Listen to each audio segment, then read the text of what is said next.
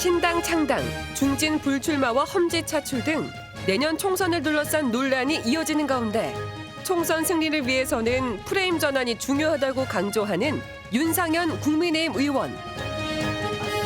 4선 국회의원, 전 윤석열 국민캠프 총괄 특보단장, 제20대 국회 후반기 외교통일위원장. 수도권 위기를 극복하기 위해 참신한 인물 수혈의 필요성을 강조. 중요한 게 수도권 승리 아닙니까? 젊고 참신하고 이제 스마트한 그런 이미지가 수도권 선거에도 좀 맥힐 것 같아요. 윤상현 의원이 바라본 비상대책위원회 역할과 내년 총선 승리 전략 집중 분석합니다. 한동훈 전 법무부 장관이 국민의힘 비상대책위원장으로 추대됐습니다. 여당 대표로 내년 총선을 이끌게 됐는데요. 앞으로 어떤 변화가 있을까요? 국민의힘 윤상현 의원과 이야기를 나눠보겠습니다. 윤 의원님 안녕하십니까? 네, 안녕하세요. 네. 윤상현 의원입니다. 윤상현 의원은 내년 총선 특히 수도권 선거를 위해서 젊고 참신한 인물이 필요하다면서 프레임 전환을 위해서 한동훈 전 장관의 역할을 주문한 바가 있습니다. 한 비대위원장이 해야 할 첫 번째 과제를 꼽으라면 어떤 걸 지적하고 싶으세요? 저희가 아시다시피 작년에 이제 정권 교체를 이뤄내지 않았습니까? 네. 그런데 막상 국회에서 보면은 정권 교체를 못 느낍니다. 왜냐? 민주당 때문에 일을 할 수가 없어요. 국정 운영을 도모할 수가 없습니다. 그래서 우리 제일 국민의힘에 주어진 첫째 과제는 뭐니 해도 내년 총선 승리다. 그런데 지금 보면은 내년 총선 승리 녹록지 않습니다. 네. 정부 지원론보다 견제론 심판론이 훨씬 크거든요. 그래서 정부 심판론에 대한 프레임을 대전환시키자.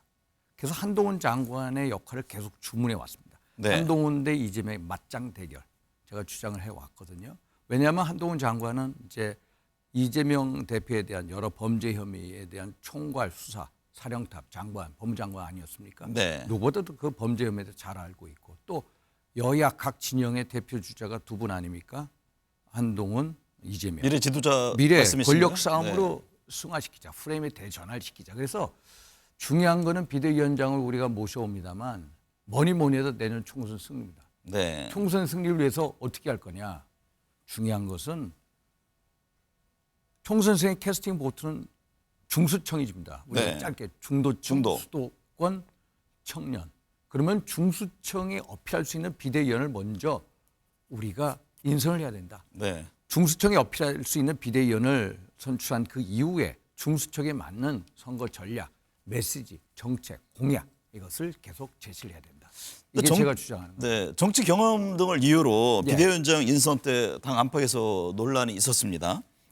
네, 당정 관계라든가 특히 이제 김건희 여사 관련 특검법 문제 또 공관위 구성 이 현안이 지금 산적해 있는데 그 중에서 이 대통령의 할 말을 하는 당의 역할을 주문하는 목소리가 높잖아요. 네, 맞습니다.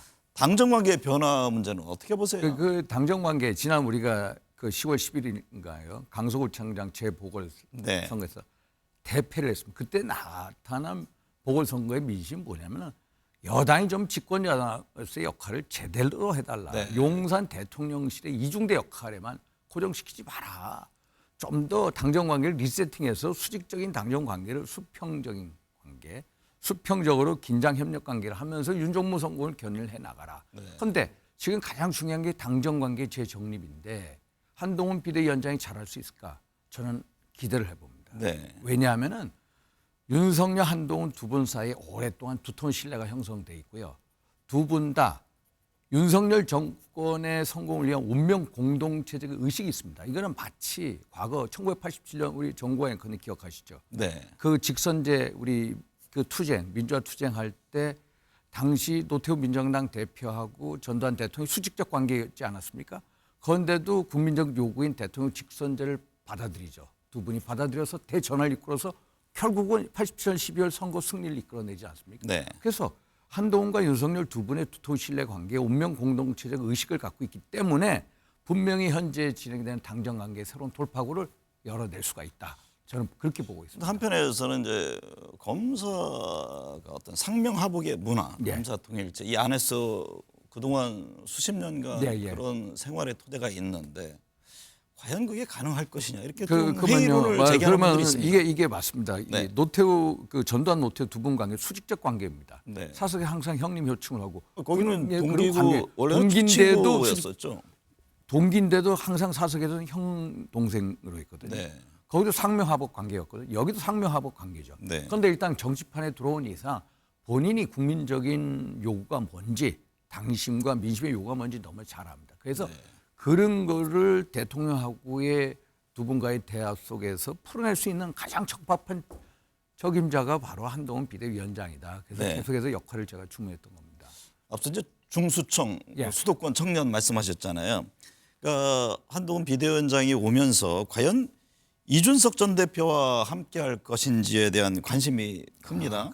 이 전 대표는 뭐 여전히 친당 창당 의지를 밝히고 있는데 예. 이 문제는 어떻게 보세요? 제가 항상 저는 덧셈 정치를 주장합니다. 지금까지 덧셈 정치. 그러셨죠. 그래서 대선 승리의 기본이 된 어떤 선거 연합을 우리가 다시 복원시키자. 2039 대표되는 이준석계 그리고 중도계로 대표되는 안철수계 그 선거 연합의 복원을 얘기했는데 그런 면에 있어서 신당 창당은 절대로 안 된다. 신당 창당에 절대로 성공할 수가 없다라는 게 저의 주장이고요. 네.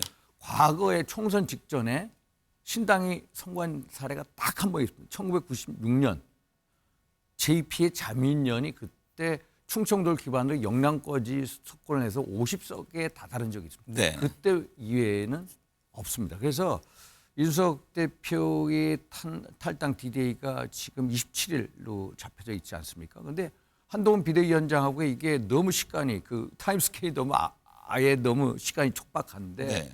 일단 그 전에 이뇨한 전 혁신위원장, 김기현 전 대표께서 계속해서 탈당 무마 요구 탈당을 접어라라고 27일은 뭐 한 3일밖에 안 남았죠. 왜 알만 남았어요. 너무 시간이 촉박한데 네. 그래서 마지막으로 어떻게든 빨리 한동훈 대 이준석 접점을 찾지 못한다면 탈당으로 간다. 네. 이런 생각. 그런데 만약에 탈당이 된다 하더라도 한동훈 비대위가 새로운 혁신 과제를 던지면은 신당의 어떤 동력이나 주목도나 관심도가 좀 상대적으로 좀 떨어지지 않을까 이렇게 네. 예상을 해봅니다. 네. 신당 성공 사례로 96년 JP 얘기했습니다만 예. 뭐 안철수 의원의 국민의당도 국민의당도 한번 했죠. 다고 나름 예, 평가를 하죠. 2016년대 네. 35석 얻었죠. 예. 윤 의원 앞서 이제 여당 총선 승리 전략으로 예. 윤석열 정권 심판에서 이재명 심판 이 프레임 대전환 예, 예. 말씀하셨잖아요. 근데 이런 이제 총선 구도 문제를 지적하신 건데 예, 예. 집권 3년 차에 치러지는 선거인데 이게 정권에 대한 평가를 피할 수 있을까요? 정권에 대한 평가 피할 수가 없습니다. 네. 솔직히 말씀드려서 과거에 중간 평가 성격을 띈 총선이 한 4차례가 있었거든요. 과거에 보면 96년도, 2000년도, 2016년, 2020년에 있는데 거의 다 딱 한 번 2020년도 문재인 정부 여당 때 선거 승리한 경우를 빼놓고는 거의 다 여당이 선거에서 패배를 했습니다. 네. 그래서 제가 선거 전환 프레임을 계속 주장을 한 거고 한동훈 비대위원장이 되면은 선거 전환 프레임을 어떤 심판론에서 이재명 심판으로 바꿀 수 있다. 왜냐? 우리 그 이재명 대표가 지금 범죄 혐의가 뭐 8, 9개 되지 않습니까? 네. 범죄 혐의에 대해서 너무나 속속들이 잘 알고 있는 분이 수사총괄한 분이 한동훈 법무장관 아닙니까? 근데 지난번에 영장이 기각됐잖아요. 영장이 기각됐죠. 기각이 됐는데 현재 재판이 진행되는 게 벌써 네. 제가 알기로 허위사실 유포에 대한 선거법 재판하고 있죠. 대장동 특혜 개발 의혹 재판하고 있죠. 성남 FC 불법 후원금 그 네. 3개 재판 사항에 대해서 잘 알고 있고 또 지금 수사가 4건이 있습니다. 뭐 쌍방울 그 뭐 800만 달러 불법 송금 의혹에 연루돼 있죠. 또 의중교사 의혹, 또 백현동, 정자동 개발 특혜 4건이 있는데 이거에 대해서 속속들이 알고 있기 때문에 이재명의 맞짱 대결에서 이 비대위원장이 되면은 새롭게 각을 세워서 이재명 대표에 대한 공격을 하면서 프레임 전환을 도모할 수가 있습니다. 근데 여기에서 이제 또 네. 한편에서 좀 얘기하는 것이 좀 대화와 타협이라는 맞습니다. 정치 본령으로 오라는 대화 주문인데 타협해야죠. 지금 이제 윤 의원 말씀하신 거는 예, 예. 일종의 이제 하나의 수사의 칼날을 계속 그거. 끌고 가자 이런 그러니까 얘기인데 이제 제가 이게 과연 김기현 총선하고 그러니까 이제 네. 이게 결국은 그게 제가 맞는 김기현 전략일까요? 전 대표 시절에 이런 주문을 했습니다. 네. 당 대표께서 이제 이렇게 물밑 대화를 해야 된다. 네. 이제 물밑 대화를 여러 번 요청하셨거든요. 그런데 그쪽에서 반대를 하고 그랬는데 결국 우리가 겉으로 공중전을 하면서도 물밑 대화를 하면서 소위 말해서 이제 뭐 다 동원을 해서 대화도 하고 그러니까 또 싸울 때 싸우고. 수사와 조사의 프레임에서 이제 좀 대화 타협의 분량으로 바꿔야 되는 건 아니냐 이제 이런 예, 주문 예. 아니겠습니까? 예. 네. 그거에 대해서는 서로 백장이 맞들어야 됩니다. 네. 그래서 우리도 노력하고 야당도 노력을 해야 됩니다. 그럼요. 예. 김건희 여사 관련 특검법 문제는 어떻게 해야 한다고 보세요? 한 비대위원장은 이게 총선용 압법이라면서 일부 조항을 수정해 총선 이후로 해야 한다 이런 견해를 저는 있는데요. 일단 제 요건을 대통령이 행사해야 된다고. 네. 왜 그러냐? 이게 문재인 정권 때 추미애 법무장관이 윤석열 검찰총장을 완전히 배제시킨 다음에 친문 검사들을 하려고 먼지털이 수사를 했습니다. 그때 제가 소환된 사람이 한 150여 명이고 50여 차례 압수수색을 했는데 전혀 무혐의였어요. 네. 그런데 갑자기 정권이 바뀌었다고 혐의가 드러나니 그건 아니다. 야당의 일종의 정치 공세고 소위 말해서 특검법을 통과시켜서 김건희 특검 총선을 치르겠다는 야당의 고대 정치 전략이다. 지금 네. 특검법에 의하면 민주당이 특검을 추천합니다. 그 특검위원 매일 수사 브리핑을 하게 되어 있습니다. 브리핑하면서 뭐 얘기 한마디 하면은 뭐 민주당 좌파 매체들이 전부 의혹해서 확대 재상생해서 그걸 가지고 총선 승리를 하겠다. 그래서 우리에서 받아들일 수가 없고 이게 제2 요건입니다. 다시 요구를 해달라는 건데 사실 제가 이 사건을 보면은 도이치모터스 주가 조작 의혹이요. 윤석열 대통령 취임하기 벌써 10년 전의 사건, 2010년, 12년 사건입니다. 네. 그리고 김건희 여사가 그 계좌를 베낀 사람이 91명입니다. 그 1명 중에 91명 중에 1명에 불과하고요. 거기서도 가장 주가 조작 의혹이 있다는 사람을 기소를 했습니다. 그런데 1심에서 무죄가 됐거든요. 이런 사건에 대해서 야당이 전부 총동원을 해서 특검법을 한다고 해서 우리가 국비 80억 원을 이상을 쓰면서 이걸 해야 되느냐. 네. 이걸 한마디로 야당의 정치 공세 너무 지나치다. 그래서 제2요건을 행사를 해서 다시 여야가 총선 이후에 머리를 맞대고 다시 논의를 해야 된다. 이런 입장입니다. 그런데 그러면 야권에서는 그런 질문을 할 수밖에 없죠. 예. 그동안 그러면 수개월 동안 뭘 했느냐. 그리고 예를 들면 특검 임명이라든가 브리핑은 이미 이전에 드루킹 특검이라든가 최순실 특검 다 명시가 돼 있는데 왜 갑자기 유독 이 문제를 제기하느냐 이런 또 반론이 있잖아요. 아니 이제 특검 이 자체가 특검이라는 게 사안이 중대해야 되지 않습니까? 제가 말씀드린 몇 가지 이유가 있습니까? 소위 말해서 그것도 대통령 결혼 전에 10년 전에 있고 91명 중에 1명이고 또 기소한 사람도 완전 일시 무죄를 받았고 거기에다가 그냥 야당이 뭐 완전 악마 이미지를 덮어 씌워가지고 총선 소위 말해서 특검 총선을 치르겠다는 그게 사안 자체가 되지 사안 않는다 자체가 이런 되지 말씀이시군요. 특검의 대상이 안 된다는 그래서 네. 우리가 제가 말씀드린 이런 논리를 국민들한테 설파를 해줘야 됩니다. 특검이 안 된다가 아니라 세세하게 사건을 공부해서 이랬기 때문에 안 된다. 이거는 네. 야당의 완전히 이 정치 공세다라는 것을 네. 알려야 됩니다. 네. 외교안보 관련한 얘기 네. 나눠보겠습니다. 북한이 지난 17일 대륙간 탄도미사일 ICBM을 발사했습니다. 올 들어 지금 5번째인데 예. 지금 한반도에서의 군사적 긴장 수위가 높아지고 있습니다. 이게 사실 뭐 간단한 문제가 아니잖아요. 예. 미국 대선과 맞물려서 지금 어수선한 상황이기도 한데 먼저 북한의 그 도발 의도를 어떻게 읽고 계세요? 예, 일단은 17일 날에 이제 단기 미사일 발사 시험했고 18일 날 ICBM 고체 연료를 네. 쏜 이제 화성 18형을 발사했는데 그게 보통 최대 고각 사격을 했답니다. 이게 정상이 아니라 고각 글쎄요. 사격을 해서 네. 최대 고도 6,500km, 비행 거리가 1,000km인데 정상 각도로 쏘면 이게 무려 15,000km 날아갑니다. 네. 평양에서 워싱턴 DC까지 거리 10,000km. 미국 사정권에 들어가는 마이애미가 아니라 쿠바까지 때린다는 겁니다. 네. 그런데 중요한 게 뭐냐면은 지금 북한이 정찰 그 군사 정찰 위성을 계속 도발하지 않습니까? 5월달 실패, 8월달 실패. 지난 11월 22일 날인가 정찰 위성 발사 실험에 성공했습니다. 이제는 뭐냐? 야, 북한 입장에서 미국을 상대로 우리가 군사 정찰 위성을 가지고 미국에 있는 군사 기지를 속속들이 쳐다보면서 언제든지 핵 타격을 할 수 있다라는 이제 자신감을 보여줬는데 네. 이게 소위 말해서 유엔 안보 결의안 탄도미사일 기술을 이용한 발사체, 탄도미사일 이 기술 이용한 유엔 안보 결의안 위반입니다. 그래서 우리 네. 대통령 입장에서 도발에 대해서는 더 큰 고통이 있을 거다. 당연히 경고할 수밖에 없고 이거에 대해서 김정은 위원장은 야 남한이 만약에 핵 도발하면은 핵 공격하겠다. 근데 우리가 핵 도발할 이유는 전혀 없고요. 말 공포탄인데 문제는 북한이 계속 도발하는 의지는 뭐냐면 결국에는 이 미국에 대해서 결국 우리가 핵 강성 보유 대국이다. 네. 보유 대국이고 그러니까 핵 군축 회담을 가자. 네. 핵 군축 회담을 가자. 이런 시그널을 보내는 거고요. 일각에서는 이러한 도발에 대해서 우리의 어떤 강경한 군비 대비 태세가 원인이다 하는데 이거는 본말이 전도된 겁니다. 네. 문제는 북한입니다. 북한이 근본적인 원인 제공자다. 북한이 아시다시피 남북한 이 공동 비핵화 선언을 한 게 91년, 92년 아닙니까? 남북한 공동 비핵화 선언을 파기했습니다. 그 2018년 4월 27일인가요? 판문점에서 문재인, 김정은 두 사람이 소위 말해서 판문점 선언을 통해서 한반도의 완전한 비핵화 약속을 했고요. 존 볼턴 국가안보보좌관 트럼프이죠.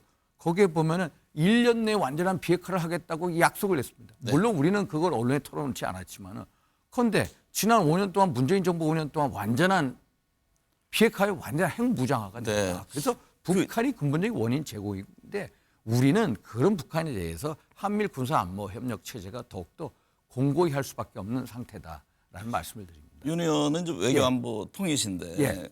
제가 그래서 나오셨으니까 내년 미국 대선 관련해서 좀 여쭐게요. 여러 전망들이 나오잖아요. 예. 지금 도널드 트럼프 전 대통령의 뭐 당선 가능성을 예. 점치는 분들도 점점 좀 많아지고 많아지죠. 있는데 그렇게 되면 뭐 이제 대북 문제라든가 북한의 핵 문제 여러 가지 이제 전략적인 변화도 예상되잖아요.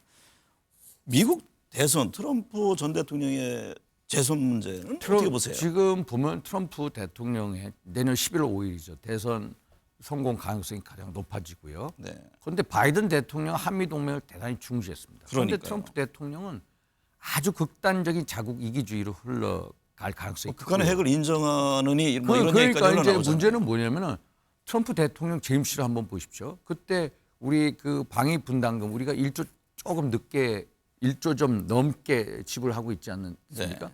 5배 인상 요구를 했습니다. 터무니없이 5배 인상 요구를 했고요. 또 주한미군 철수 운운했고 나토 또 탈퇴하겠다 이렇게 얘기해서 트럼프 리스크가 있는데 문제는 트럼프 자국 중심이었죠. 자국 중심이다. 철저하게. 네. 트럼프 대통령이 만약에 집권을 하게 되면 재집권을 하게 되면은 미국 조야의 분위기가 지금부터도 조야의 분위기가 어떻게 되느냐? 네. 북핵 폐기가 아니라 북핵 동결로 가자. 그러니까. 핵 확산 저지로 가자. 이런 분위기가 커질 겁니다. 그래서 북한과 미국이 뭔가 우리 모르게 빅딜을 할 가능성을 염두에 두고 우리가 한미일 군사협력이라는 게 지난 8월 달 우리가 캠프 데이비드에서 회의하지 않았습니까? 한미일 삼국협력 체제가 어떤 정권이 들어서도 정권의 부침하고 상관없이 협력화, 제도화, 공과될 수 있게끔 만들어야 되는 방금 전 말씀이 그 대목인데 예. 우리가 당사국 아닙니까? 근데 지금 뭐 북한과 미국이 양국이 거래를 한다 그랬을 경우에 그거는 그래서 우리가 참 용납하기가 그래서 쉽지 그게 중요한 게 한미일 간의 협력을 제도화, 공고화, 고도화시켜야 된다. 그래서 결국 우리의 목표는 북핵 폐기다. 일본도 마찬가지입니다. 네. 일본도 북핵. 그래서 한미일 간의 협력의 제도화 속에서 결국 어떤 정권이 들어오더라도 우리의 명확한 목표는 북핵 폐기다. 동결이 네. 아니다라는 것을 명확히 밝혀야 됩니다. 북한 김정은 국무위원장의 딸 예. 김주의 입단 등쟁에 대해서 여러 해석들이 나옵니다. 이게 조선의 샛별 여장군이라는 칭호까지 부여가 됐는데 후계 구도의 일환으로 보십니까? 저 보고 있습니다. 네. 보고 있는데 왜 그러냐면 김주애가 2013년생입니다. 13년생인데 벌써 작년 11월 달에 그 화성 17형 대륙간 탄도미사일 발사 실험에 대동을 했고요. 네. 그리고 올해 2월 달 건군절 행사에 엄마 이설주보다도 훨씬 상석에 앉혔고 또 아버지 김정은하고 같이 군 사위를 했습니다. 네. 그런데 우리가 이제 궁금한 게 야 그러면 아들은 없어 김정은이는?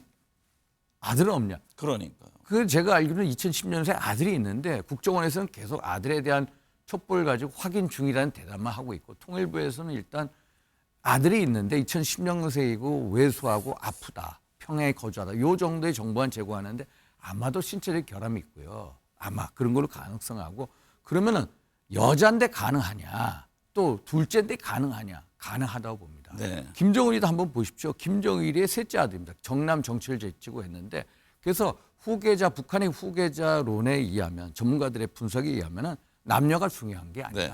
또 연령이 중요한 게 아니다. 중요한 것은 특정 인물이 중요하다. 그래서 계속 그 말씀하신 같이 그 조선의 뭐 그 샛별 또 샛별 여장군이 아버지는 어렸을 때 샛별 장군이었고 그러네. 김주애는 샛별 여장군이라고 했는데 네. 이 호칭이 범상지 이런 호칭을 쓴다는 것 자체 후계 구도하고 맞물려 있고 우리 그 통일부 김영호 장관도 이렇게 공식적으로 얘기를 했습니다. 김정은이가 딸 주애를 전면에 내세워서 세습 의지를 과시하고 있다. 네. 이렇게 정부의 공식적인 판단입니다. 오늘이 크리스마스 이브인데요. 뭐 예. 갈등의 정치 또 만만치 않은 외교안보 현실 무거운 얘기 주로 나눴는데 소위 대화 타협이라는 정치를 통해서 이게 정치인들이 국민들에게 웃음을 주는 날 이게 기대하기 어렵습니까? 제가 보면 오랜 정치하시잖아요. 제가 올해 정치하면서 느낀 게 이제 네. 참 이 추운 겨울에 국민분들의 마음을 풀어드리지 못해서 어떻게 풀어드리면서 정말 송구스러운 마음이 있고 그래서 정치의 본력은 대화 타협입니다. 대화 타협을 위해서는 이제 대화 타협할 수 없는 정치 제도 탓이 크다. 대통령제 폐해입니다. 대통령제는 영어로 말씀드리겠습니다. The winner takes it all. 승자 독식주의입니다. 승자 독식하다 보니까 철저하게 그냥 죽기 살기로 싸울 수밖에 없다. 그래서 우리가 총선 이후에 대통령 폐해를 극복하기 위해서 여야 간에 새로운 권력 구조 개편 논의를 시작해야 된다. 또 여의도에서 해결해야 될 걸 지나치게 지금 서초동으로 다 넘기고 있다. 그러니까 여의도 여의도 거기서 풀어야지. 여의도에서 검찰, 경찰. 그래서 저는 맨날 그 어떤 의회 권력, 의회의 어떤 개혁 이런 거를 주장하고 있습니다. 네. 크리스마스 이브입니다. 가족, 친지들과 함께 훈훈한 성탄 연휴 되시길 바랍니다. 오늘 함께해 주셔서 감사합니다. 감사합니다.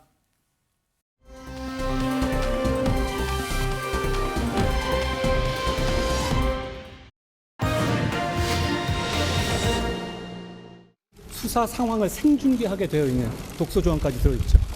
무엇보다 다음 총선에서 민주당이 원하는 선전선동을 하기 좋게 시점을 특정해서 만들어진 악법입니다. 국민을 위해서 열정적으로 헌신할 수 있는 실력 있는 분을 모시는 것이 중요하다고 생각합니다. 이럴 줄 알았으면 비대위원장 논의 과정에서 다른 소리를 눈치 없이 안 내는 건데 살짝 후회가 됩니다. 선거라는 것은 각 정당이 최상의 상태를 국민 앞에 보여드리면서 표를 주십시오 해야 되거든요. 지금의 체제 이대로 가겠다라고 한다면 어떨까 싶네요. 적어도 최상의 상태라고 말하기는 어렵지 않겠나 생각합니다. 민주정당에서 정당 구성원들이 자기 의견을 내는 거야. 매우 자연스러운 일이고 또 생각은 다양한 것이 정당의 본질입니다. 의견이야 얼마든지 말씀하실 수 있는 거죠. 네, 정치권 현안 짚어보겠습니다. 정우김 전 새누리당 의원, 김두수 전 민주통합당 사무총장 나오셨습니다. 어서 오십시오. 네. 정우김 전 의원님, 한동훈 국민의힘 비상대책위원장 지명자, 사실상 비대위원장이죠. 네. 고심을 거듭하고 있는 것으로 보이는데 다름 아닌 이제 12명 비대위원을 어떻게 구성하느냐 문제 아니겠습니까? 기존 정치인과 다른 참신하고 개혁적 인물을 내세울 것인지 아니면 경륜 있고 통합적 이미지의 인물들을 내세울지 어떻게 보세요? 아마 젊은 사람들이 전면에 나서지 않을까. 그 안에서 지금 7, 8, 9 세대를 영입하라 여러 가지 제언들이 나오는 거 봐서는 네. 민주당의 낡은 정치를 대변하는 586과 대비되는 그런 젊은 정치 내지는 이제 젊은 참신하다라고 표현하는 정의가 뭔지는 모르겠으나 그런 사람들이 전면에 나설 가능성이 경륜 있고 통합적인 이미지의 인물들보다 좀 많지 않을까 그런 생각을 하게 됩니다. 정우김 전 의원한테는 연락 안 왔습니까? 네, 저는 당 적이 없습니다. 네. 당 운영 방향과 비대위원 인선 놓고 김두순 전 사무총장님, 한동훈 지명자가 고심하는 것은 기존 정치와 차별화일 텐데 어떻게 전망하고 계세요? 일단 한국 정치에서 비대위원장을 성공한 사례가 3번, 사람으로는 2사람인데요. 네. 한 사람은 박근혜 전 대통령이고 또 한 사람은 김종인 비대위원장입니다. 그런데 박근혜 전 대통령은 당시 이명박 정부 말기에 이명박 대통령과 차별화를 시도했고 정책적으로 당시 한나라당이 가지고 있는 문제점을 경제 민주화라든지 복지국가 이런 걸 제안하면서 정책적 어떤 변신, 그러니까 그 당이 가지고 있는 정책적 약점을 장점으로 전환하는 그런 조치를 했고요. 네. 김종인 비대위원장은 아시다시피 그 당에서 가장 문제가 되는 지탄받는 사람을 대한 그 인적 청산을 했습니다. 예를 들면 그때 당시 이제 친문재인 또는 뭐 친노 이렇게 불렸던 이해찬 전 대표, 그다음에 정청래 최고, 그다음에 뭐 강기정 그때 수석 이런 사람을 이렇게 정리를 하면서 새로운 이제 공천의 바람을 일으켰는데, 여기에 이제 한동훈 비대위원장은 뭘 하나 더 해야 되냐면 당의 어떤 문화, 정치 문화, 즉 네. 공격적이고 대결적인 이런 데가 아니라 그 여당의 입장에서 야당을 포용하고 야당과 대화와 타협할 수 있는, 그리고 그런 거에서의 뭐 당내 어떤 막말 이런 것들을 또 일신하는 그런 역할을 해야 합니다. 그래서 네. 그런 것이 다 지금까지의 국민의힘 그리고 또 대통령과의 관계, 수직적 방청 관계 이런 걸 전환해야 되기 때문에 그런 점에 대해서 본인이 아주 큰 결심을 해야만이 성공할 수 있다 이렇게 생각합니다. 정우겸 전 의원님, 한동훈 지명자가 지금 비대위원 인선과 함께 통합 행보에 나설 것이라는 전망도 나오잖아요. 그런데 당장 27일 탈당 시한을 제시한 이준석 전 대표, 유승민 전 의원 직접 만나서 어떻게 포용을 할까요? 제가 모처에서 요 같은 질문을 받고 이준석 전 대표가 탈당을 해서 신당을 만드는 것과 상관없이 네. 한동훈 비대위원장은 이들을 적극적으로 끌어안고 통합하는 각고의 노력을 하는 모습을 대중들에게 보여주어야 한다라고 말했다는 이유로 엄청난 공격을 보수 지지층으로부터 지금 받고 있거든요. 아, 그렇습니까? 그렇기 때문에 제가 그 공격을 받으면서 느끼는 것이, 한동훈 비대위원장이 이런 통합 노력을 할 때 소위 당내의 집토끼라고 할 수 있는 그 지지자들도 같이 호응을 하는 그런 분위기가 연출되는 것이 굉장히 중요한데, 네. 그렇지 않고 지난 과거의 국민의힘의 그 당내의 어떤 정치의 실패 요인 중에 하나가 바로 지지층들이 상당히 극우적인, 그리고 너무나 그 통합하고는 좀 반대되는 분위기의 그 분위기 때문에 그런 측면도 있었거든요. 그렇기 때문에 이준석 전 대표가 어떤 대응을 하건 또는 어떤 시도를 하건 한동훈 비대위원장을 바라보는 사람은 상대가 이준석 전 대표가 아니라 유권자라는 관점에서 그러한 노력을 하고 있다. 그 노력이 결실을 얻느냐 아니면 결실이 없느냐는 중요하지 않습니다. 네. 그만큼 노력을 소진했다라는 그 모습 자체를 기록으로 남겨야 된다라는 것을 다시 한번 힘주어서 강조하고 싶습니다. 네. 유승민 전 대표에게도 마찬가지입니다. 네. 김두수 전 총장님, 28일 국회 본회의에서 김건희 여사와 주가 조작 의혹과 대장동 의혹에 대한 쌍특검, 이게 통과될 가능성이 좀 높은 거잖아요. 네, 그렇습니다. 한동훈 비대위가 과연 이 문제를 어떻게 접근할 것인지, 이 점이 지금 현재로서는 최대 관심사 아닙니까? 예, 뭐 한동훈 비대위원장의 어쩌면 첫 걸음, 첫 단추인데, 이 첫 단추를 잘 기어야만이 이제 그 옷을 제대로 입을 수 있지 않습니까? 네. 근데 이미 한동훈 장관 시절에 이 문제에 대해서 좀 너무 경솔하게 이미 이야기를 해버렸습니다. 그러니까 특검에 대해서 좀 거리를 두고 이 부분에 대해서 차별성을 좀 가져올 수 있었음에도 불구하고 이 특검법이 뭐 독소 조항이 있다는, 독소 조항이라고 이야기했지만 사실 본인이 특검일 때 다 일일 브리핑을 했고, 또 추천도 야당 다른 당, 그러니까 이해관계가 없는 당에서 추천하는 방식 이런 걸 다 거쳤는데, 이런 부분을 다 그냥 독소 조항으로 묶어서 악법이라고까지 이야기를 해버렸기 때문에 네. 이 부분에 대해서 정말 계속 고집을 피운다면 검사식의 또 다른 내로남불이다 이런 이야기를 들을 수 있거든요. 그래서 네. 이 특검의 특검법이 발족하는 날과 묘하게도 비대위가 뜨는 날이 하루 차이로 이제 연속이 되는데, 여기서 한동훈 비대위원장이 된다면 첫걸음에서 지금까지 해왔던 이 입장을 완전히 전환해서 특검에 대해서 새로운 시각으로, 즉 대통령과 개인적 관계가 아니라 정말 국가와 이 국민들이 생각하는 민심을 따라가는 방향으로 입장을 바꿔야 되지 않을까 이렇게 생각이 듭니다. 정호겸 의원님 생각은 어떤지 궁금합니다. 지금 한동훈 지명자로서는 특검법 통과 후에 대통령의 거부권을 행사해달라고 요청할지, 아니면 지난번 얼핏 언급을 했듯이 이른바 이제 독소 조항을 좀 뭐 제외하고 총선 이후에 실시하면 특검을 수용하겠다 이런 역제안을 할 것인지 어떻게 보세요?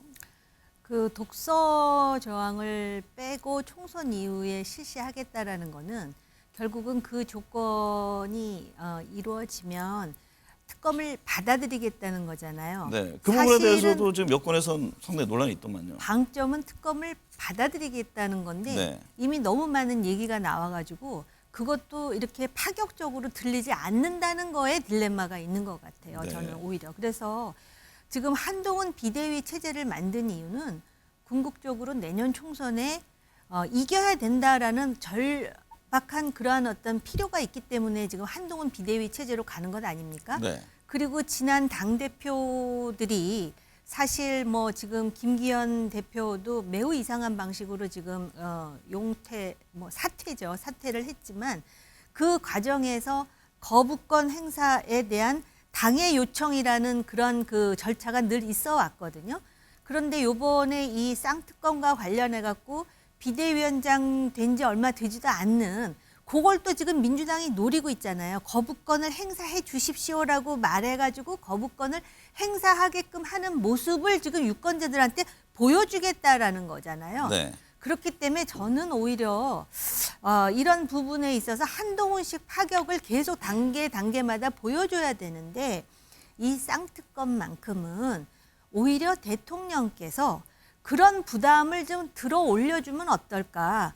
그러니까 거부권을 행사하지 않겠다고 하든지 이 부분과 관련해서는 문재인 정권 이래 수차례 조사했지만 나온 것도 없고 물증도 없고 더군다나 대통령 당선 10년 전에 있었던 일일 뿐만 아니라 대통령이 결혼도 하기 전에 있었던 일을 가지고 지금 특검을 하겠다라는 거니까 오히려 그거에 대해서 자신감을 보이면서 당의 부담을 지우지 않는 그런 방식의 파격이 이 사안만큼은 좀 있었으면 어떨까라는 개인적인 생각이 있어요. 과연 그런 선택을 할 수 있을까요?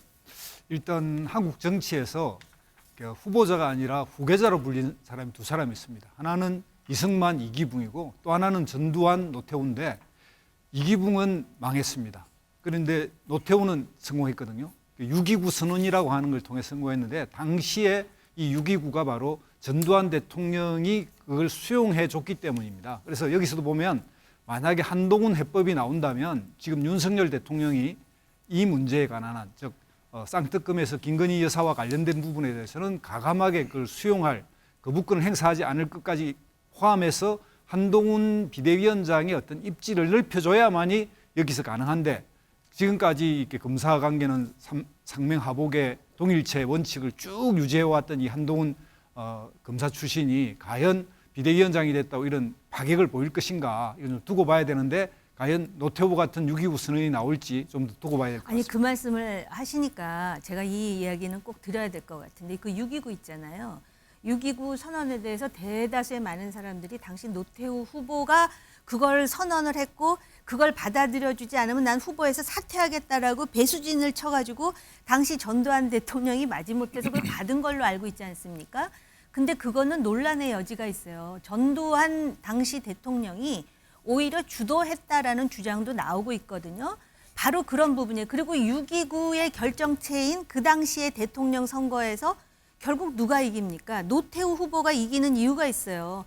YS하고 DJ가 그때 같이 경합을 하면서 3파전이 되면서 표가 갈려가지고 결국은 노태우 후보가 승리를 하잖아요.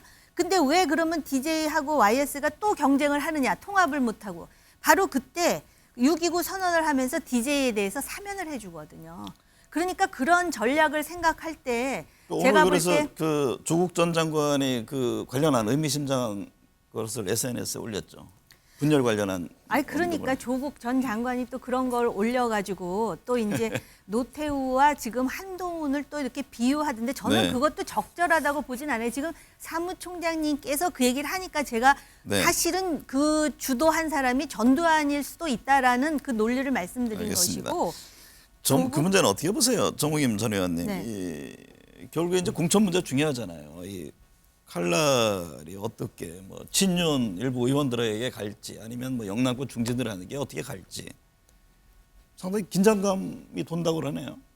갈 것 같아요. 네. 친윤 그 영남 중진은 갈 것 같아요. 네.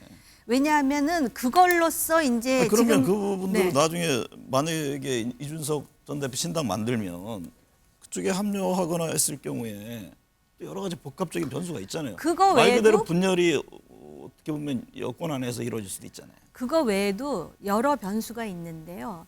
지금 이준석 전 대표가 27일 날 탈당을 하고 신당 만든다고 하는데 벌써 천하용인 중에서도 많지도 않은 천하용인이 지금 다 함께 하는 것도 아니라는 거 아닙니까? 관련해가지고 한동훈 그 비대위원장의 선택지가 있고요. 네. 더더군다나 영남과 관련해가지고 이렇게 이제 소위 그 뭐라 그럽니까? 물갈이라 그러잖아요. 그거 하는 것만큼 아마 확실하게 보여줄 것 같고요. 그렇게 하면 이제 반발하는 사람들이 가는 사람들도 있을 거예요. 네. 근데 문제는 뭔지 아십니까? 이 영남 TK와 뭐 PK는 지금 흔들리고 있는 것으로 알고 있는데요.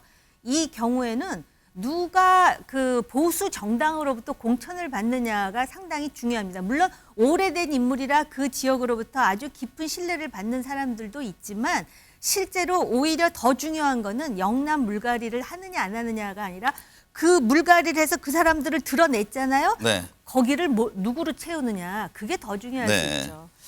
한동훈 비대위 출범을 바라보는 민주당 내심은 어떨지 궁금합니다. 그 출범 전만 해도 한동훈 나오면 땡큐 이런 목소리가 있는 반면에 쓰나미가 몰려온다. 우리도 정신 차려야 한다. 이런 우려의 목소리도 나옵니다. 그 선거를 흔히 이제 구도, 인물, 뭐 이슈 이렇게 이야기를 하는데 네. 큰 전략적 구도에서는 민주당이 유리한 건 사실입니다. 즉 한동훈 비대위원장은 윤석열 대통령의 뭐 아바타다 이렇게 칭할 수도 있고 같은 프레임에 이제 가두기는 아주 전략적으로는 쉬운데 선거라는 게 그 다음에 인물, 그 어떤 사람을 공천하느냐, 그 다음에 이제 이슈까지 가보면 정말 세세한 전술적 영역까지 다 성공해야 하는데 네. 과거의 대선에서 윤나땡이라고 윤석열 대통령이 나오면 무조건 이긴다고 했지만 민주당은 결국 선거를 제대로 이슈를 주도하지 못했기 때문에 결국 패배했습니다. 그래서 그런 부분에서 좀 안이하게 너무나 전략적 상황이 좋다고 해서 나가면 실패할 가능성도 많고요. 지금 이제 한동훈 비대위원장은 어쨌든 젊은 미래를 대표하고 미래의 차기 권력으로까지 이야기되고 있기 때문에 네. 민주당에서 차기 권력은 이재명 대표 아니겠습니까? 그러니까 이게 미래와 과거의 대결 구도가 형성될 수도 있고요. 하기에 따라서 선거를 어떻게 끌고 가느냐에 따라서 그 실력에 따라서 그래서 민주당은 이 부분에 대해서 내부에서 자만하거나 너무나 이것을 뭐 대중들이 흔히 말하는 식으로 약간 방심하는 이런 식으로 간다면 국민들이 이 부분에 대해서 놓치지 않고 또 심판합니다. 그래서 다시 한번 이 부분에 대해서는 좀 경각심을 가질 필요가 있습니다. 정호김 전 의원님, 민주당도 이제 우리도 쇄신해야 한다 이런 목소리 나오잖아요. 네. 그 한동훈 비대위 체제에 맞서서 민주당의 변화된 모습은 어떨까요? 안 보일 것 같아요. 네. 그런데 이제 지금 뭐라고 하냐면 내년 1, 2월을 그 기대해봐라. 뭐 그때 되면 뭔가 변하겠다고 하니까 그때 이제 뭔가 변화하는 모습을 보여주기는 해야 된다라는 고민은 있는 것 같은데요. 제가 볼 때 몇 가지 변수가 있어요. 얼마 전에 김용 씨가 이제 법원에서 유죄 판단을 받지 않았습니까? 네. 그다음에 김인섭이라고 하는 사람 있죠. 이 재판 리스크가 이제 어디까지 전개되느냐. 요것도 하나의 변수가 될 수가 있고요. 그다음에 지금 김부겸, 정세균 전 총리가 오늘 아침에 아침을 같이 했다 그랬습니까? 그런데 만약에 이낙연 전 대표하고 모여가지고 당이 이렇게 가서는 안 된다. 왜냐하면은 제3자가 보더라도 우리가 생각하는 민주당의 모습이 아니거든요. 그렇기 때문에 과연 누가 박힌 돌이고 누가 굴러온 돌이냐의 원초적인 문제를 이제 제기하면서 원래 민주당의 가치는 이런 것이었다라고 근본적인 문제를 흔들게 됐을 경우에 그 두 분은 어쨌든 지금 현재 이낙연 대표의 분당 움직임에 대해서는 일단은 선을 그었잖아요. 그걸 전제로 해서 지금 움직이는 정치는 거잖아요. 끝없이 움직이는 거예요. 지금은 선을 걷는데 그 선을 뒤로 뺄 수도 있는 것이고요. 물론 이제 이거는 이재명 대표가 또 어디까지 가느냐. 물론 지금 새해를 맞아서 당내 중요 인사들을 전부 만난다고 하더라고요. 그다음에 네. 세 번째 변수는 호남의 그 여론이에요. 호남의 여론이 지금까지는 인내하고 관용하고 있는데요. 항상 민주당에서 마지막 채찍을 드는 유권자들은 호남이더라고요. 그러니까 이 사람들이 볼 때 과연 이재명 체제를 그냥 인내할 것인가 아니면 정통 민주당이 무엇인가에 대해서 호남인들이 문제를 제기하느냐의 문제가 있고요. 네. 그 대표적인 지금 예비 후보 등록을 했는데 벌써부터 친명이라는 사람을 하기 위해서 비명계를 지금 잘라내고 있는 일련의 움직임들이 있지 않습니까? 그러면 이 사람들이야말로 반발하게 되면 어디로 가겠습니까? 그래서 제가 볼 때 엄중낙연이라는 그런 별명까지 붙은 이낙연 전 대표가 어찌됐든 그렇게 서둘러서 신당 얘기를 꺼내는 데는 분명히 저간의 사정이 있을 것이다. 그 내용을 제가 알 수 있는 위치에 있지는 않지만 그래서 이런 상황에서 아직까지 쇄신의 모습을 보여주지 않고 일단은 가고 있지만 내년 1, 2월이 어떻게 보면 분기점이 되지 않을까 싶습니다. 이 얘기를 이어서 해야 될 것 같아요. 김부겸 전 국무총리, 정세균 전 총리, 지금 이재명 대표가 김부겸 총리는 만났고 정세균 전 대표 조만간 회동할 예정이라고 하잖아요. 근데 두 분이 오늘 별도로 또 만났습니다. 그러니까 만나서 움직이는 것이 과연 이낙연 전 대표 쪽에 대한 지지냐 아니면 지금 분당에 대한 우려에서냐 지금 이제 후자 쪽이었다는 얘기들을 하고 있는 거 아닙니까? 그렇습니다. 총선에서 승리하려면 세 가지를 잘해야 합니다. 하나는 분당을 방지해야 되고요. 네. 반사이익을 상대방에 주면 안 되고요. 세 번째는 중도 확장을 해야 됩니다. 여기에서 제일 중요한 1번이 분당을 방지하는 건데 지금까지 이재명 대표의 노선이 내부에서 좀 더 포용적이고 대화하면서 좀 설득해서 뭐 흔히 국민의힘에서 이야기했던 연포탕 같은 이런 전략이 있어야 함에도 불구하고 내부에서는 그게 아쉽고 또 그 점에 대해서 가장 섭섭하게 생각하는 이낙연 전 대표가 이 부분에 대해서 문제를 제기하면서 당의 민주주의와 당의 어쨌든 사법 리스크 이런 것들을 이유로 하면서 이재명 대표로서는 총선을 치를 수 없다 이런 명분을 이야기하는데 이 점에 대해서 당에서 좀 더 이런 이야기 나왔을 때 좀 대화하는 분위기가 돼서 포용해야 되는데 이것에 대해서 또 이렇게 뭐 조선연들 중심으로 해가지고 연서명을 100여 명이 해서 강한 성명을 내버린다든가 이러면 이낙연 대표에게 돌아올 수 없는 다리를 만들어버리고 당을 떠나라고 하는 압박으로 보이거든요. 이제 이런 식의 당이 좀 더 대화할 시기에 싸워버리면 그야말로 분당의 명분이 생겨버리고 정말 분당 이낙연 대표가 처음부터 분당을 하려고 생각했든 안 했든 이런 명분을 주면 안 되는데 이런 명분을 주게 되는 이런 가능성이 있고요. 민주당 지도부에서는 또 이런 얘기를 합니다. 그러니까 대화를 일단 만나서 해야 되는데 사퇴를 전제로 만나자고 하면 그걸 어떻게 만날 수 있겠냐. 예. 일단 뭐 저번에 한번 이제 미국을 갔다 와서 만났지만 너무나 이제 소득이 없어서 너무 명분만 쌓는 거 아니냐 이런 거에 대한 좀 반작용이라고 봅니다. 그런데 이제 이낙연 대표가 사퇴라고 하는 말을 본인 스스로 딱 전제한 건 아니라 그것도 하나의 뭐 어떤 주요한 의제라고 이야기를 하는 정도로 이제 약간 지금 통합 비대위가 그거 아닙니까? 예. 그래서 약간 한 발을 뺀 형식으로 이제 통합 비대위를 이야기했는데 이런 주제를 가지고 만나는 어쨌든 비공식 그 어떤 조건을 가지고 대화하다 보면 충분히 뭐 만날 수 있는 여지는 있다고 봅니다. 그래서 사퇴를 전제로 해서 사퇴 약속을 하기 위해서만 만나는 게 아니라 당 대표라면 그 리스크를 최소화시키기 위해서 정세균 전 총리가 만나서 그걸 어떻게 모임을 추인하는 그런 역할을 할 가능성도 있습니까? 약간은 뭐 가능성이 있다고 봅니다. 예를 들면 지금 뭐냐면 민주당 본래 김대중 정신과 노무현 길을 가자. 이거는 뭐냐면 다양성과 또 이 비례성 이런 것들을 키우는 방향이었는데 갑자기 이재명 대표가 국민의힘이 원하는 백립행으로 하면서 민주당 노선과 다르게 가려고 하고 있거든요. 그리고 당내의 대화와 그리고 강성 당원들에 대한 당의 어떤 문화 같은 걸 바꿔라 이런 요구를 하고 있기 때문에 그런 점에서 이낙연 대표의 창당 노선과는 다르지만 민주당의 쇄신 노력, 즉 중도 확장을 위한 이 요구를 두 총리가 정당하게 하고 있기 때문에 이재명 대표도 이것을 숙고해야 된다고 생각합니다. 김부겸 전 국무총리 최근 주목하는 이들이 있잖아요. 지금 이재명 대표 만났고 또 문재인 전 대통령 만났는데 내년 총선에서 어떤 뭐 선대위원장이라든가 이런 역할을 하면서 새로운 정치 기지개를 펼 가능성이 있어 보입니까?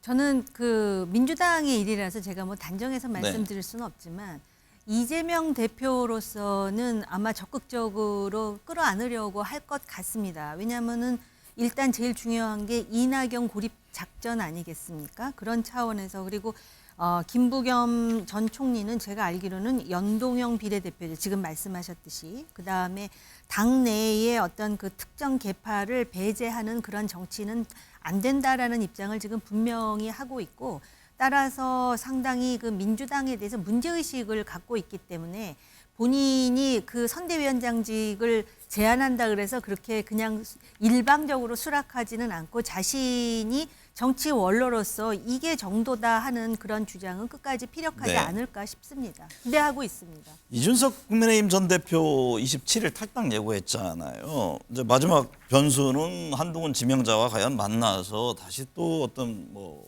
화합의 길로 갈 것이냐, 아니면 예정대로 정말 분당 형태 또 신당 창당으로 갈 거냐, 어떻게 보세요?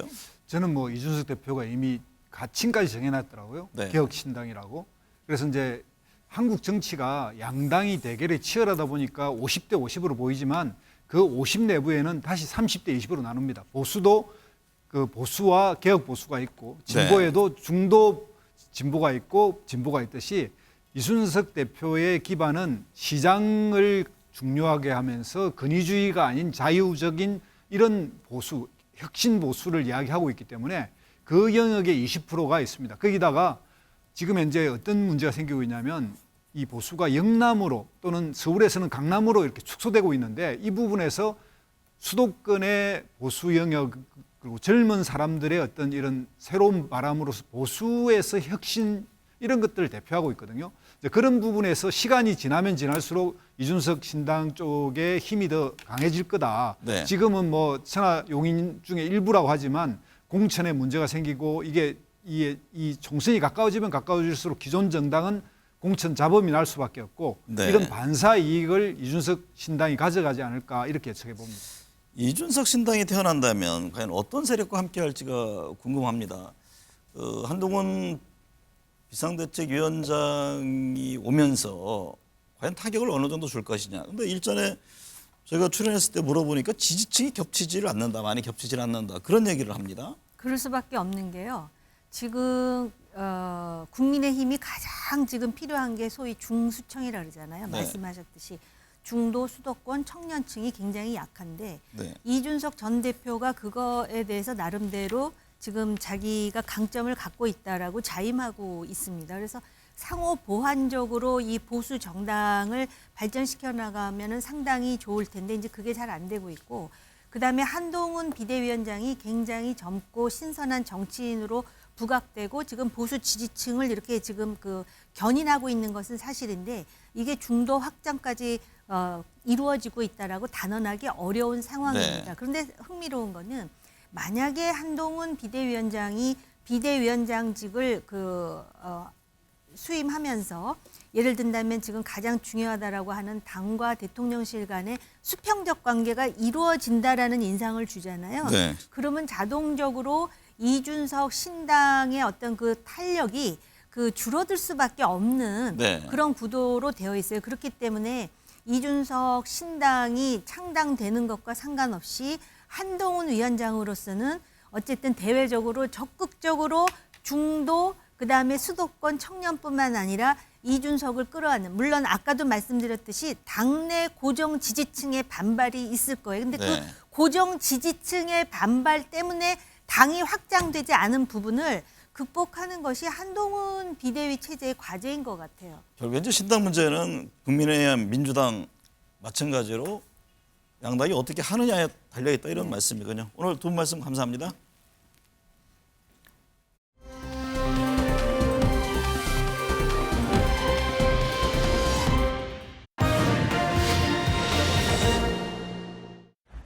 저는 잘하고 싶었습니다. 동료 시민들의 삶이 조금이나마 나아지게 하고 싶었습니다. 특히 서민과 약자의 편에 서고 싶었습니다. 그리고 이 나라의 미래를 대비하고 싶었습니다. 9회 말 투아웃에 투 스트라이크이면 원하는 공 들어오지 않아도 스트라이크인지 볼인지 애매해도 후회 없이 휘둘러야 한다고 생각합니다. 상식 있는 동료 시민과 함께 대한민국의 미래를 위한 길을 같이 만들고 같이 가겠습니다. 한동훈 후보는 젊음과 새로움으로 우리 정치에서 수십 년 군림해온 운동권 정치를 물리치고 탈진영 정치, 탈팬덤 정치 시대를 열 잠재력을 가지고 있는 분입니다. 어제와 전혀 다른 정치를 기대할 수 있습니다. 한동훈 후보는 기존의 우리 당원과 보수층을 재결집시킬 수 있을 뿐만 아니라 청년층 및 중도층과도 공감대를 이룰 수 있는 분입니다. 더불어민주당은 민생을 잘 챙길 것이고요. 그리고 국민 삶에 더욱더 밀착된 정책들을 내놓으면서 혁신하는 모습 보여드릴 것입니다. 김대중 대통령도 이선 후퇴 여러 번 했습니다. 지금처럼 사법 문제가 없어도 그랬어요. 선거를 잘 치르기 위해서라도 조금 그런 양보가 있었으면 좋겠습니다. 네, 한 주간의 여론 흐름 짚어보겠습니다. 홍형식 한길 리서치 소장, 배종찬 인사이트 K 소장 나오셨습니다. 두 분 어서 오십시오. 안녕하십니까? 네, 배 소장님, 윤석열 네. 대통령 지지율이 NBS RN서치에서는 소폭 상승했고 리얼미터에서는 소폭 하락했습니다. 네. 한 주간의 지지율 영향을 미친 요인은 어떤 겁니까? 공통적으로 소폭의 변화입니다. 그래서 네.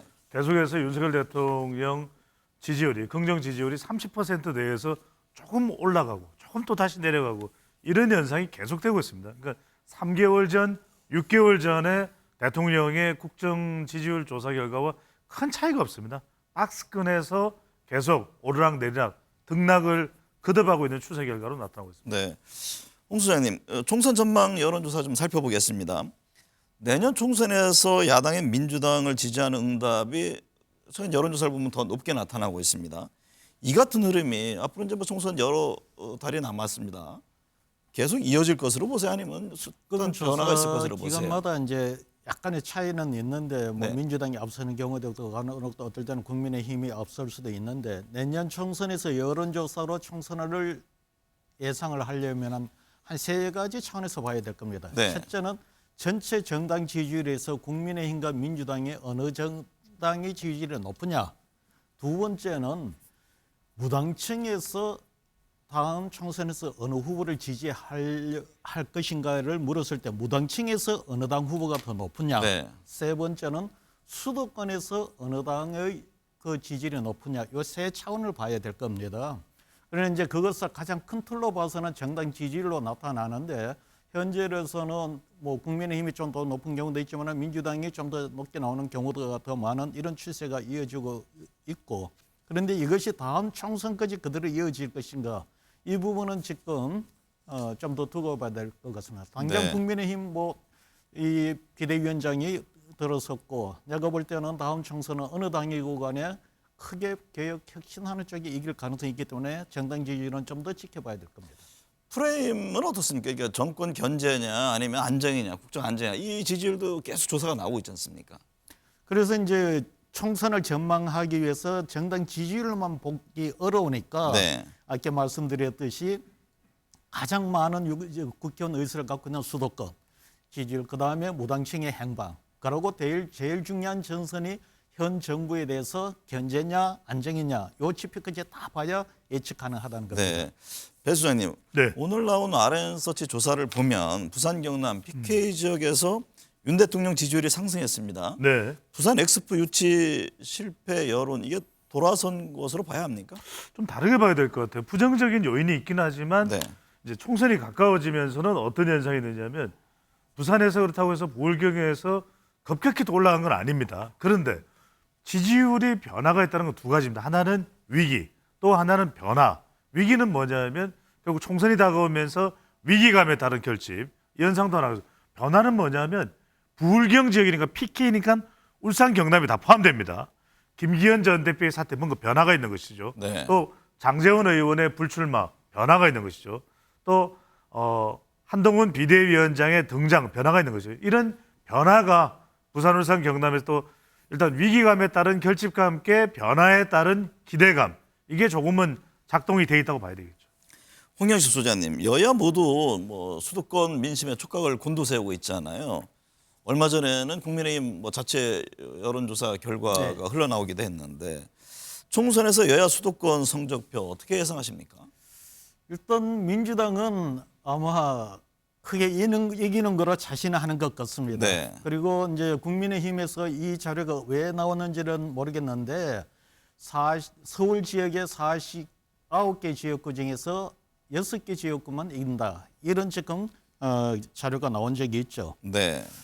이제 만약에 국민의힘 그 자료를 놓고 본다면은 지난 21대 총선보다 더 어려울 거라는 전망이거든요. 왜냐하면 지난 21대 총선에서는 서울에서 8석을 얻었던 걸 알고 있습니다. 그럼 그보다 2석이 더 준다고 이야기를 하면은 수도권에서 지난 총선보다 더 줄어들 수가 있겠죠. 그러나 네. 이거는 아까 이야기했지만 한동훈 비대위원장이나 뭐 배 소장이 이야기하는 국민의힘의 어떤 변화 이런 과정 전의 상황을 두고 염두에 두는 거고 아마 이런 비관적인 전망을 두고서 하나의 어떤 타개책으로서 한동훈 비대위원장을 국민의힘은 카드를 쓴 것 같습니다. 네.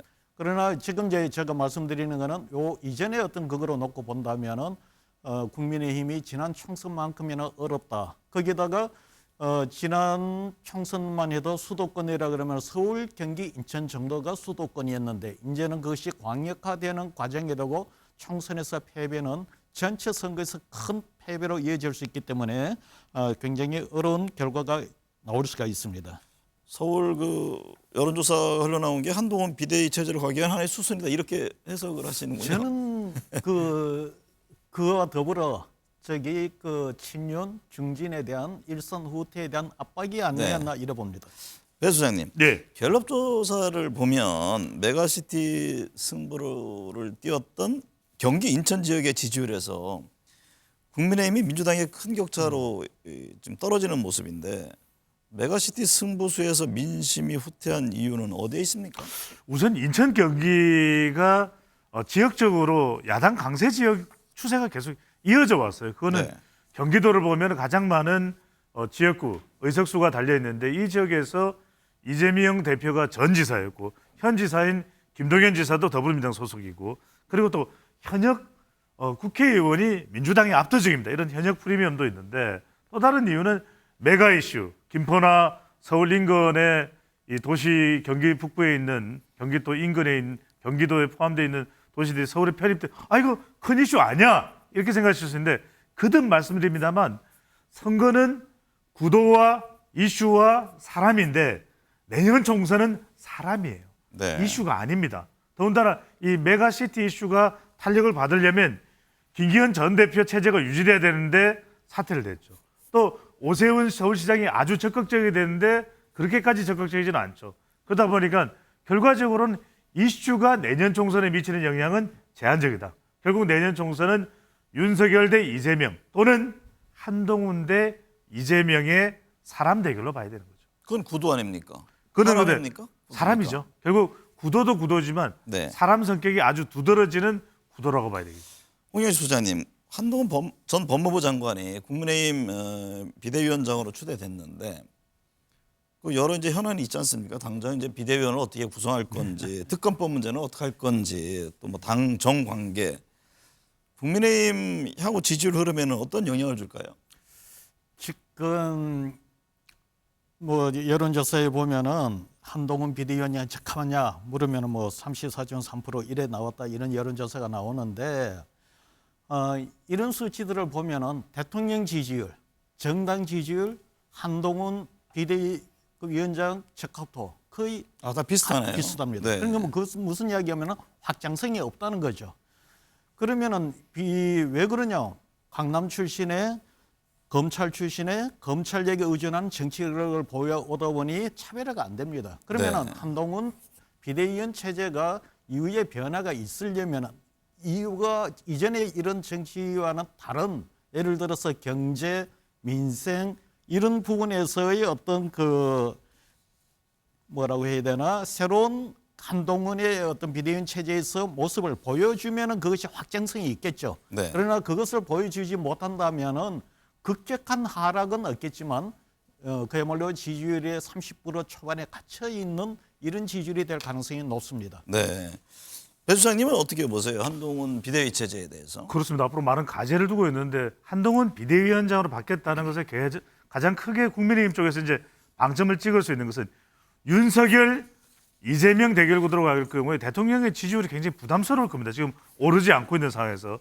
그렇다면 이렇게 되면은 대통령의 임기 지난 1년 6개월, 7개월에 대한 평가 성격이 강할 것이기 때문에 오히려 한동훈 비대위원장으로 가는 것이 좀 미래 세력대 또 현재 더불어민주당의 이재명 대표와의 대결 구도가 만들어질 수 있기 때문에 판을 좀 바꿀 수 있다. 판가리를 할 수 있을 것이다라는 그런 어떤 노림수가 있는 것이기 때문에 그게 잘 국민들에게 먹혀들게 하느냐.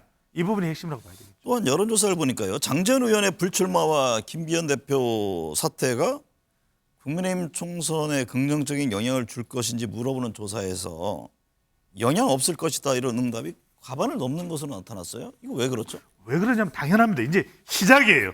시작이기 때문에 평가가 바뀔 수밖에 없다. 그러면 3단계를 거쳐야 됩니다. 자, 이렇게 불출마하는 것도 더 이어져서 이른바 희생이라고 하는 것이 강조되었을 때 지지층들이 결집할 수 있을 것이고, 두 번째는 뭐가 필요하면 혁신입니다. 어떤 공약이 제대로 개발돼서 나와야 되는데 이걸 한동훈 비대위 체제에서 할 수 있느냐, 이게 매우 중요합니다. 이렇게 될 경우에 혁신적인 공약이 쏟아져 나올 때 이른바 무당층 그리고 또 수도권 또 그리고 무당층이 흡수가 될 수 있을 거고, 마지막이 중요합니다. 공천이 가장 중요한데 한동훈 비대위에서 대대적으로 여성 청년 공천이 가능하냐, 이걸 통해서 중도층 드디어 그다음에 2030 MZ세대가 그제서야 결집이 될 수 있다. 지금 이 여론조사가 왜 이렇게 박하게 나올 수밖에 없냐, 이제 시작이다. 홍영희 소장님, 갤럽 조사를 보면요, 국민의힘 지도부와 중진이 불출마, 험지로 가야 한다 이런 응답이 과반을 차지했는데, 통상 총선 때 보면 항상 이런 여론조사가 나오고 응답들이 그렇게 높게 나오는데 공천 과정에서 어떤 민심의 변화 반영할 수 있을까요? 당연히 인물을 어떻게 교체를 하고 새로운 인물을 내느냐에 따라서 지지율 민심의 변화는 있죠. 그런데 이제 내년 총선은 잘 보셔야 되는 게 2004년도 17대 총선하고 많이 닮았다 보시면 될 겁니다. 2004년도 17대 총선이 뭐가면은 탄핵 그때 있었던 시절인가요? 네? 탄핵. 예. 탄핵 2007년 탄핵도 있었죠. 네, 탄핵 직후에 있었는데 그때가 뭐가면 탄핵 그 과정에서 구 정치에 대한 어떤 역풍이 굉장히 컸었어요. 네. 그러다 보니까 한나라당이 코너에 몰려서 한나라당의 대대적인 물갈이 요구가 있었습니다. 뭐 50명, 100명 도대체 얼마를 물갈이를 해야 이겨야 될지 말아야 될지를 놓고 논쟁을 벌어졌는데, 그때 그 당시 그 국민의힘의 한나라당의 중진이 용단을 내리죠. 김용갑이라든가 정형근이라든가 이런 분들이 용퇴를 하게 됩니다. 그래서 사실 예상했던 인원수만큼 덜 이 물갈이를 하면서도 효과를 냈었거든요. 네. 지금 국민의힘은 지금 볼 때 불출마 선언 지금 한 명밖에 없어요. 김기현 대표도 불출마는 아니에요. 네, 아직은 그래서 아니죠. 지금 국민의힘의 어떤 지금 인적 교체는 배 소장이 이야기했듯이 이제 출발이지 민심을 움직일 만큼은 아직 아니더라고 보고, 만약에 그런 변화가 있다면 당연히 여론의 변화가 있습니다. 민주당 상황 살펴보겠습니다. 배 소장님. 네. 이재명 지도부의 사퇴와 통합 비대위 출범 주장에 대해서 응답자의 47%가 동의한다고 답했습니다. 이게 이제 결국에 시점이 중요하잖아요. 그렇습니다. 언제 할 것이냐. 예. 향후 어떤 전망이세요? 이게 늦어지면 안 된다는 이야기겠죠. 그래서 뭐 여러 가지 시나리오가 나오긴 하지만 이재명 대표가 결단을 내릴 수 있다면 그 내릴 시점이 2월 말 3월 초까지 너무 늦어지면 안 된다. 오히려 빨리 해서 민심을 바꿔야 된다. 이게 이제 여론조사 결과라고 봐야 되겠죠. 하지만 민주당 입장에서는 네. 이런 여론조사를 보면은 어쨌든 현재 상황에서는 총선 압승 결과로 나오는데 지도부에서 그럼 그걸 흔쾌히 받아들일까요? 총선 압승은 아닙니다. 총선 구도상으로 야당에 유리하다는 결과가 나오지만 총선에 투표할 정당이 어디냐 물어보면 그렇다고 해서 모든 조사에서 절대 다수가 민주당이 더 우세한 건 아니기 때문에 여전히 위기 상태거든요. 네. 그래서 위기 상태에 또 이 응답자 구성을 보면은 중도, 자영업 그리고 서울 지역은 여전히 심상치가 않습니다. 호남도 이낙연 전 대표가 지금 정조준하고 저격하면서 꿈틀꿈틀거리고 있거든요. 이런 상황에서 그러니까 계속해서 이 여론이 이 조사뿐만이 아니라 다른 조사도 유사한 조사가 나와요. 통합 비대위를 구성해라. 이낙연 대표가 이제 거취 표명이 필요하다. 사퇴를 이야기하겠죠. 왜냐하면 이런 리스크 때문에 그렇습니다. 재판 리스크가 계속될 거예요. 줄어들지가 않아요. 두 번째는 이낙연 리스크입니다. 이낙연 전 대표가 총선이 아니라 대선을 목표로 하고 있다면 멈추지 않을 거예요. 세 번째는 뭐냐면 확장 리스크인데 이재명 대표도 그렇고 송영길 전 대표 건도 그렇고 확장이 안 돼요. 어디로? 중도, 서울 그리고 자영업층으로 확장이 안 됩니다. 이것 때문에 빨리 거취를 표명을 하는데 다만 이걸 정성적으로 좀 분석을 해보면 수치는 이런데 이재명 대표는 사퇴할 것 같지 않아 보이거든요. 그래서 이게 민주당으로서는 상당히 부담이 되고 있는 상황입니다. 자, 이제 어떤 전략적 선택을 할지는 두고 봐야 되는 건데 이제 방금 이제 배 소장님 말씀에 대해서 제가 우리 홍 소장님께 여쭈면 어쨌든 지금 뭐 국민의힘 안에서 낸 자료를 봐도 그렇고 최근에 일련의 여론조사를 보면 특히 이제 수도권 같은 경우에는 민주당이 크게 앞선다라는 결과가 나오잖아요. 근데 그러면 어떤 근거를 갖고선 지금의 체제를 바꿔야 하냐 이런 또 질문이 나올 수 있잖아요. 현 지도부 입장에서. 국민의힘 입장에서는 민주당 입장에서. 민주당 입장에서. 네. 자, 민주당 입장에서는 이전의 여론조사를 놓고 보면은 좀 앞선다라는 그런 관점에서 아마 이재명 대표가 버티는 부분도 그런 부분이 있을 겁니다. 그러나 아까 제가 말씀드렸습니다마는 이재명 대표와 윤석열 대통령의 호감도는 지난 대선 이후에는 한 10% 정도씩 내가 볼 때는 이상 떨어졌을 겁니다. 네. 그것은 달리 말해서 양 진영이 강하게 붙는다 손치더라도 이 부동표 그 윤석열과 이재명 대표자는 이 부동표가 굉장히 커져 있는 이 상태에서 다소 앞서는 상황에서는 양당 어느 쪽에서든지 혁신하고 큰 변화가 이루어지면은 그 보류하고 있는 유보하고 있는 그 지지층이 한쪽으로 몰려버릴 수가 있습니다. 네. 그래서 판이 순식간에 뒤집혀 버릴 수가 있습니다. 여러 이제 변수가 계속 살아 있다 이 말씀인 그렇죠. 거죠. 네. 그러다 보니까 지금 이재명 대표 입장에서는 사실 내가 볼 때는 이재명 대표는 다음 총선에서 대승이 목표가 아니고 당의 장악력을 극대화시킨 선거 결과를 원하는 것 같아요. 그러다가 만약에 패배한다면 이재명 그렇죠. 대표가 그러다 잘못해가 유지될까요? 패배해버리면 이재명 대표도 다음 그림이 없어지니까 그 문제를 놓고서 아마 고심을 하지 않나 이렇게 보여집니다. 네. 이재명 대표 얘기 나왔으니까 지금 어쨌든 통합행보 보이잖아요. 김부겸 전 총리 만났고 28일 정세균 전 총리 만날 예정이라는데 다음 달 1일과 2일에는 권양숙 여사와 문재인 전 대통령 예방 계획인데 이 같은 통합행보가 지지율이나 총선에는 어떤 영향을 줄까요? 통합 행보가 중요한 게 아니에요. 네. 결과가 중요한 겁니다. 지금 통합 행보가를 보인다는 것은 이재명 대표도 통합에 대한 요구가 굉장히 크다. 이 문제를 어떻게든 해결하지 않으면 다음 총선이 어렵다는 생각을 하기 때문에 통합 행보를 보이는 겁니다. 그런데 문제는 통합 행보를 보여서 지금 전 세 총리를 같이 선거에 참여를 하고 전 대통령 거기도 하고 그리고 뿐만 아니라 국민들이 당의 의사를 이렇게 참여할 수 있는 통로를 만들어 준다면은 그런 결과를 만들어낸다면은 그야말로 통합이 완성이 되고 선거에 승리를 하겠죠. 그러나 만에 하나 통합 행보만 보여주고 통합에 대한 결과를 내놓지를 못한다면 오히려 행보를 안 보인 것보다 더 못할 수도 있죠. 네, 배 주장님, 이재명 대표와 이낙연 전 대표 막판 회동 가능성은 어떻게 보세요? 지금 김부겸 전 총리, 정세균 전 총리가 만난다는 것 아닙니까? 네. 지금 민주당 안에서는 어떤 견인하기 위한 그런 역할 때문 아니냐 이런 또 해석도 나오던데요. 그렇습니다. 저는 이 명락회동은 할 가능성이 불가피하게 필요 충분 조건으로 반드시 있을 것이고 왜냐하면 안 만날 수는 없을 거예요. 이낙연 전 대표도 끝까지 또 만남을 거부하기는 어려울 텐데 여기서 핵심은 저는 DJP 그리고 노무현 정몽준 때의 노무현 당시 후보의 그 태도를 이재명 대표가 취해야 된다. 왜? 첫 번째는 뭐냐 하면은 만남입니다. 무조건 만나야 됩니다. 그래야 호남의 수도권 표를 견인할 수 있다. 두 번째는 희생입니다. 이재명 대표가 만나자마자 병립형이고 그다음에 통합 비대위고 다 내려놓겠다. 이낙연 전 대표 의견을 전격 수용하겠다. 그러면 자영업층, 중도층, 무당층이 다 들어올 수 있습니다. 여기에 그 통합 비대위에 이낙연 전 대표도 역할을 해달라. 제발 민주당을 지켜달라. 이렇게 이야기하면 여성 2030 MZ세대까지 들어올 수 있습니다. 이재명 대표가 어디까지 내려놓느냐. 이게 핵심이라고 봐야 되겠죠. 홍 수장님 오랜만에 오셨으니까 신당에 대한 여러 이제 해석들이 있잖아요. 네.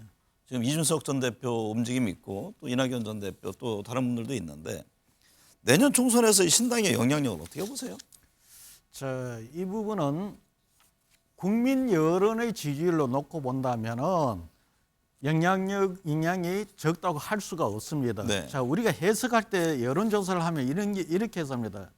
신당이 필요하냐 안 하냐 이렇게 물어서 40% 필요하다, 필요하지 않다고 50% 나온다. 이러면은 영향력이 없는 거로 생각하는데 그거는 아니에요. 왜냐하면은 그거는 절대평가인 거고 그렇죠. 정당 지지율은 상대적인 그 지지율을 얻는 겁니다. 실제 신당을 대비해서 지지율이 얼마가 나오느냐에 따라서 그 가능성을 보는데 뭐 토마토 뉴스 여론조사도 있지만 저희들 한길 리서치가 16, 17, 18일 날 이 아주 경제하고 1,400명 조사를 한 게 있습니다. 요거는 네. 선관위 그 홈페이지가 참여하면 되는데 거기에는 꽤나 높게 나와요. 예를 들어 이준석 신당을 넣으면은 한 14% 정도가 나오고 네. 이낙연 그 신당을 넣으면은 그거보다 좀 더 높게 나와요. 아, 높게 나옵니까? 예, 오히려 네. 더 높게 나와요. 네. 그래서 지금 이게 그렇게 해서 사자 대결 구도를 가보면은 이 이낙연 신당의 경우는 신당만 했을 때는 19%, 20% 정도까지 나온단 말입니다. 네. 그래서 내가 볼 때는 지금 낮은 그 지지율은 아니에요. 물론 여기나 토마토는 이낙연 신당으로 했지만은 지금 저희들 조사는 이낙연과 민주당의 비주류가 같이 했을 때를 물었던 겁니다. 아, 질문 사항이 내용이 좀 다르군요. 다릅니다. 네. 그래서 이제 이 구도가 어떻게 잡히고 그냐에 따라 다른데 국민의 여론상 놓고 본다면 필요 조건은 어느 정도 충족이 돼가 있습니다. 문제는 정치적 리더십이 어떻게 신당을 끌어가느냐 이것이 관건일 겁니다. 네. 앞으로 뭐 남은 기간 동안 여러 변수가 있겠죠. 배수장 이번 주에는 어떤 점 특히 눈여겨볼까요? 네, 당장 내일은 아닙니다. 내일은 크리스마스고요. 잘 쉬시고 또 26일 날 이제 한동훈 비대위 체제를 출범하는데 과연 비대위원들이 누구로 인선되느냐 이 점이 중요할 것이고 민주당이 28일 날 이제 특검 추진합니다. 과연 이것에 대해서 어떻게 여야 간이 대응하느냐 이 부분이 상당히 연말 가장 큰 변수로 보입니다. 홍익 수사님은 어떤 점을 눈여겨봅니까? 똑같은 이야기인데 결국은 지금 양당에서 혁신 경쟁, 개혁 경쟁으로 들어갔습니다. 여기서 연말 연초를 통해 갖고 누가 실제 국민들 지금 핵심 지지층은 말하는 것이 아니고 네. 중도층과 미래 세대들을 잡을 수 있는 혁신한 계획안을 내놓을 수 있느냐가 네. 관건입니다.